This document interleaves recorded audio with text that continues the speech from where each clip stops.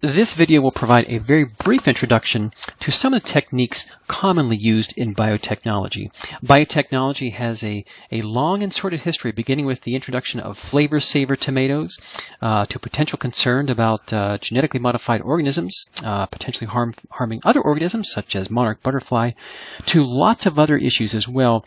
Biotechnology continues to play a major role in our current advances in science. So let's begin just surveying some of the basic techniques used in biotechnology, beginning with a very fundamental technique, namely gel electrophoresis. Gel electrophoresis is fairly straightforward. You can cast a gel which has a consistency much like Jell-O, and to that you can add samples of DNA, RNA, or proteins. Essentially, this allows us to separate these types of molecules based on their size and their electrical charge. So once you add your DNA or RNA samples to your gel, you can then apply an electrical current to the gel, which then allows your molecules to migrate through the gel. And the idea is your shorter molecules, your shorter fragments or pieces of DNA will migrate through the gel more quickly than will your longer fragments. And so again, this just provides a way of separating molecules based on their size and their electrical charge. Again, it's used in many aspects of biotechnology.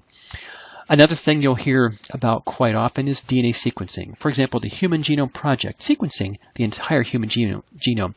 So we know that DNA consists of these bases, A's, T's, G's, and C's, and the sequence of these bases, of course, is highly relevant to various genes and so forth. So how is it possible to actually sequence the bases of an organism? Well, for DNA sequencing essentially involves DNA synthesis in a test tube, with one modification, as you'll see in just a bit. So essentially, for this to occur, keep in mind what I'm describing now is just one of several different ways in which DNA sequencing can take place. So for this to occur, you essentially can combine the following. You need some DNA sample of whatever it is you're interested in. It could be from a living organism. It could be from any piece of DNA that you have access to and you're interested in sequencing. So a sample of DNA. DNA synthesis, you need a primer, so short stretches of DNA to get the whole process of DNA replication to occur. You, of course, need DNA polymerase for this to occur. You need normal nucleotides, your normal bases, A's, T's, G's, and C's. And those are illustrated toward the left, up top here in red. But in addition to these normal bases, we also add these modified bases, or these modified nucleotides, referred to as dideoxynucleotides. Those are illustrated over here toward the right. So these dideoxynucleotides, notice that at the carbon number 3 position, they're lacking in oxygen. As a result, anytime a dideoxynucleotide is incorporated into a newly formed strand of DNA, that prevents any further DNA synthesis from taking place. And that's crucial, as you'll see in just a moment. Also want to point out that these modified nucleotides can be, so they have their A's, T's, G's, and C's incorporated as part of those nucleotides, but they can be modified to have a different fluorescent molecule. So that's why they're shown in different colors here. So literally, if you shine ultraviolet light on samples with these different modified bases, they will fluoresce a different color. So at this point, again, we have all the ingredients needed for DNA replication to occur with the addition of these modified or these dideoxynucleotides. So what's the logic behind how this process works? Well, take a look at the image here. Toward the top, we see a sample DNA shown in gray. So this is the template DNA whose sequence we are trying to figure out. In our reaction mixture, we have our primer shown in yellow, binding to some complementary region on the template DNA. Then normal DNA replication will take place. So this first scenario here, we have our primer, but then the first 3 bases shown in red, those were normal nucleotides that were added in those positions. But notice, just by chance, at this 4th position here, this green A, that's one of these modified or these dideoxynucleotides. So once that modified A was inserted, that prevents any further bases from being added in this particular piece of DNA. So that's one possible scenario. In the middle, we see another possible scenario. Again, there's our primer shown in yellow. And again, just by chance, all these bases shown in red, those are normal nucleotides. But just by chance, the G at this position was one of these dideoxynucleotides. So again, that prevents any further bases from being added. Toward the bottom, another possible scenario, again with the modified C being added at that position. So what we're producing in a test tube is essentially all possible lengths of DNA, each varying just by one nucleotide or one base. So again, that's all made possible by incorporating these dideoxynucleotides into our system. So what do we do next? Well, we can essentially collect all those pieces of DNA that were produced, again, each increasing in length just by one base. We can then separate those by gel electrophoresis. In this case, the gel is in a very narrow tube, but the same idea. You apply electrical current. Shorter fragments will migrate fairly quickly. Longer fragments will take a bit longer to move through. And again, keep in mind, each piece terminates in one of these fluorescent dideoxynucleotides. So you shine an ultraviolet light toward the end of your tube, and essentially, just using a computer, you can keep track of which fragment comes out through that test tube, just by, again, keeping track of which color of fluorescence happens to being observed. So what you get is essentially, if you get a printout much like you see here, again, just done with computer, but you get a sequence of bases that essentially represents the complementary sequence of bases to the sample that you start with. So just by keeping track of the bases at your output here, you can just simply take the complementary sequence to figure out the sequence in your sample DNA. So again, DNA sequencing, this is just one of several ways in which this is accomplished, but again, obviously used for a whole host of applications in biology. Just a few examples. This allows us to identify mutations in certain genes, allows us to compare sequences of specific genes among different organisms and elucidate evolutionary relationships, and allows us to identify and map certain genes within chromosomes. So another commonly used technique is polymerase chain reaction, or PCR. PCR is another very commonly used technique that allows us to create millions of copies of DNA, even with just a very small sample.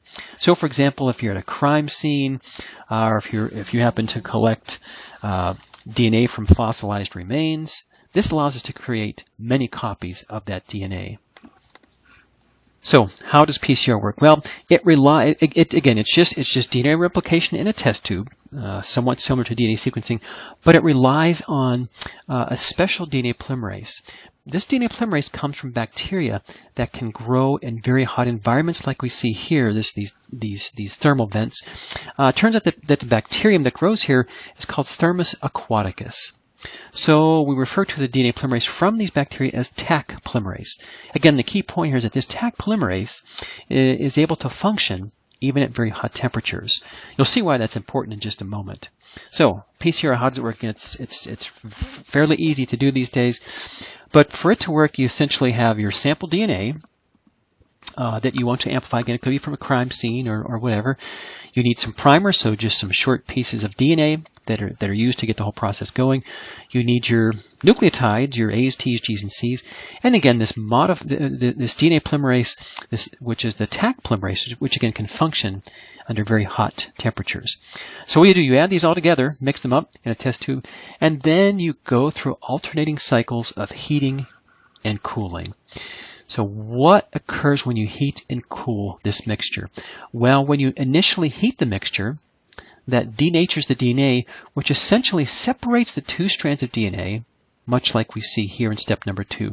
So of course, initially DNA is double-stranded. You heat it, the two strands separate. You then cool your sample. The primers shown in yellow, they then bind to, or they anneal to, each strand of DNA.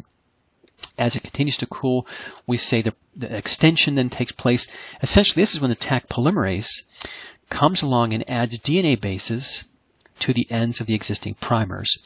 So at this point, we've just completed one cycle of PCR. We've heated it, we've cooled it, and we've essentially doubled our DNA.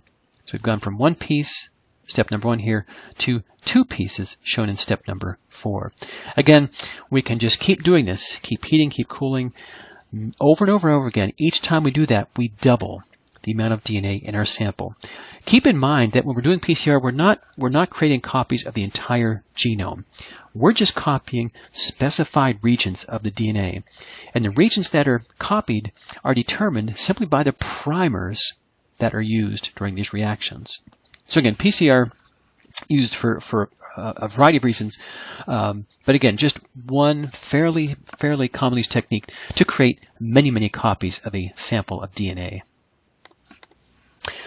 Another technique that's commonly used, I'll try to go through this fairly quickly and briefly here, but recombinant DNA technology. Generally, ways in which we can produce genetically modified organisms. One common example is production of human growth hormone. Another example could be the production of insulin. Many people who are diabetic, of course, rely on regular injections of insulin. So how are we able to produce human insulin or human growth hormone? Well, a couple of the tools that molecular biologists have to work with, I'll briefly make note of here, namely restriction enzymes and plasmids. So first of all, let's mention a plasmid. Plasmid is just a very small circular piece of DNA. These are commonly found in bacteria. So notice that this plasmid has this region referred to as a recognition site. This recognition site often exists in the form of a palindrome. So the sequence of bases in one direction is the same as the sequence of bases in the opposite direction. And you can kind of see that illustrated here. But this recognition site can be recognized by what's called a restriction enzyme or a restriction endonuclease. Same thing. So the restriction enzyme shown in green in this image, what the restriction enzymes can do is they can literally cut the DNA, cut these plasmids at these recognition sites, and they typically do this in a staggered fashion, much like we see here, and this forms these so-called sticky ends. So when the plasmid is treated with the restriction enzyme, it forms these sticky ends, and what we can do with a gene of interest, again, this could be a gene for insulin, it could be the gene for human growth hormone, whatever the case may be, to the gene of interest, we can add on each side of the gene those same recognition sites. Treat that with the same restriction enzyme, get those same sticky ends like we saw in the plasmid over here, and then essentially this allows us to insert the gene of interest into the plasmid, much like we see here. So this is, again, this is one way to insert a gene of interest into a plasmid, and we can then use these plasmids as vectors, ways in which we can transfer genes from one organism or one species into another. So if we use the production of human growth hormone as an example here, in essence, this is very superficial, of course, but in essence, how is this done? Well, so human growth hormone produced in a pituitary gland. One of the things we can do initially is simply isolate the messenger RNA that represents the mRNA for our protein of interest. So in this case, human growth hormone. So isolate mRNA that corresponds to the growth hormone. We then have to somehow convert the RNA into DNA. So how do we do this? Well, we can make complementary DNA or cDNA using this enzyme referred to as reverse transcriptase. So reverse transcriptase, this essentially allows us to take a piece of RNA and create a corresponding piece of DNA. So that's what's illustrated toward the right in these first few steps up here. Again, RNA converted to DNA, which this is sort of going in reverse of the normal flow of information. So RNA is used to make the corresponding piece of DNA. So now we have DNA, which again represents essentially the gene of interest, in this case growth hormone. We can then insert that DNA into a plasmid, much like we just discussed a few moments ago, add the plasmid back into bacteria, for example, E. coli, and then if everything's working correctly, we can get the genes on that plasmid to be expressed. So essentially, E. coli now contains the gene for human growth hormone. If those genes are expressed, the cells will produce the growth hormone. We, of course, can collect that, process it, and make it available to those people who need it. I'll very briefly mention that we can use a similar approach to create genetically modified crops. There are actually several ways that we can accomplish this, but I'll just mention one example here. So again, we're using a plasmid to create genetically modified plants here. In this case, the plasmid comes from this bacterium referred to as Agrobacterium tumefaciens. So what's so special about the plasmid in Agrobacterium? Well, it turns out that the plasmid in Agrobacterium is referred to as a TI plasmid, or tumor-inducing plasmid. In essence, what this plasmid can do is when bacterial cells infect plant cells, much like we see in this image here, the plasmid itself can insert part of its DNA directly into the chromosomes of the plant. So out in nature, when this happens, you might come across, much like what you see in this tree image here, these almost tumor-like growths. This is caused by Agrobacterium infecting these plant cells, the plasmid from the bacterium incorporating into the chromosome of the plants, triggering the plant cells to produce excessive growth hormones. We take advantage of that plasmid by essentially using that as a way to introduce genes into plants. So we can treat the plasmid much like we mentioned previously with the growth hormone story. We can cut the plasmid with a restriction enzyme, insert some gene of interest. It could be a gene that confers resistance to Roundup, which is a very potent herbicide. It could be a gene that codes for BT, a natural insecticide, or it could be a gene that codes for some nutritional supplement like beta carotene, much like we see here. So the point is we can engineer the plasmid from Agrobacterium and then use that to essentially incorporate those genes directly into the chromosomes of our crop plant of interest. So again, this is just one way in which we can produce genetically modified crops. That was fast and fairly brief, but nevertheless that gives you a general sense of some of the basic approaches that are used in biotechnology.